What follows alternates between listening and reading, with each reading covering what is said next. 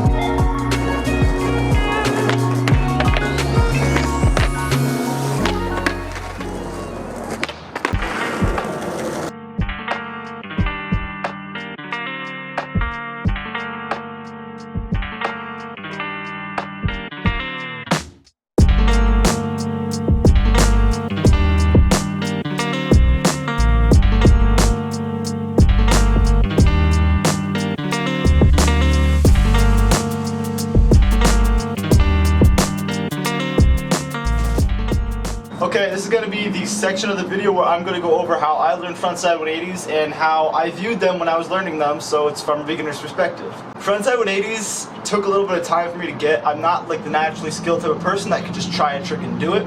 It takes me a lot of analyzing and a lot of, well, failing, I guess, and then just analyzing what you did wrong and then doing that again. So that's how I learned things. I know some people who can just jump on a board, you tell them to do a trick, and they'll do it second or third try.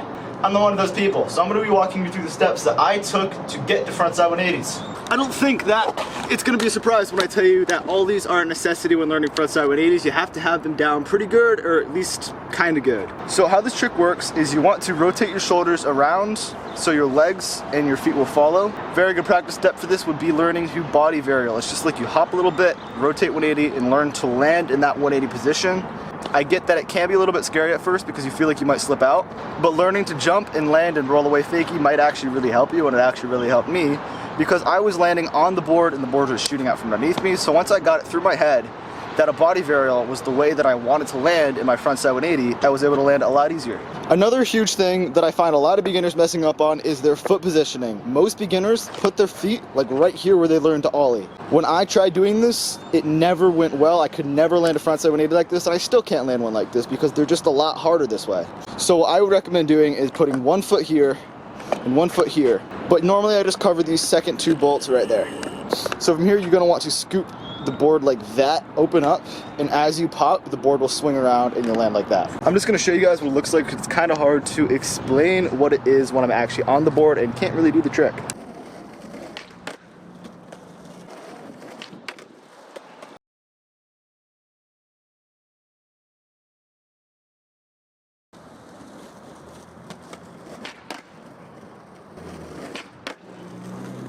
So as you can see, there's a couple ways to do frontside 180s. You can either just pop them and land on all four wheels at the exact same time, or you can pop it and kind of pivot onto your nose and then rotate around.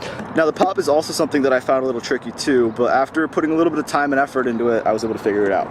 The board is not going to rotate at all when you pop straight down. However, if you put your foot kind of right here and pop like that, out in that direction, your board will want to rotate in the frontside 180 direction.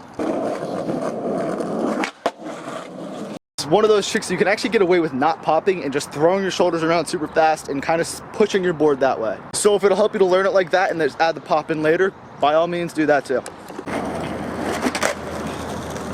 I'm sure you've heard this before in about every other frontside 180 tutorial you've ever seen, but where your shoulders are going, your legs will follow. So if I'm only going to be rotating my shoulders 90 degrees, my legs are only going to be rotated 90 degrees too. But if I wind up, put some more power into it, you're gonna get the full 180. 180s have been one of my favorite tricks for a long time now, pretty much since I got them a couple years ago, because they're just so versatile. You can do up stuff, off stuff. They lead to other bigger tricks like frontside flips, which I'm still working on, but I can land them sometimes. They're also really good at getting you some board control, and they can also help you learn to roll away and fakie. So yeah, that's actually going to be it for this video, but if you did like this video, make sure to like, comment, and subscribe for more content just like this in the future, and we'll see you in the next one.